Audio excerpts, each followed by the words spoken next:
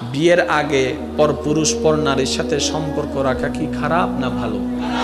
তাহলে এই খারাপ জিনিসটাকে কেন হচ্ছে, শুরু কখন? ওই যে কলেজে একদিন দেখেছিল,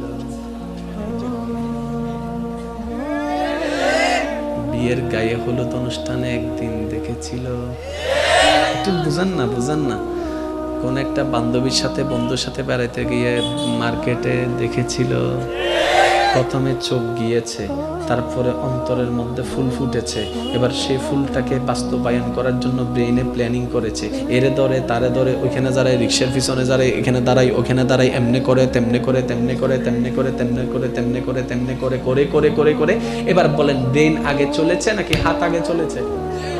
জোরে বলেন না।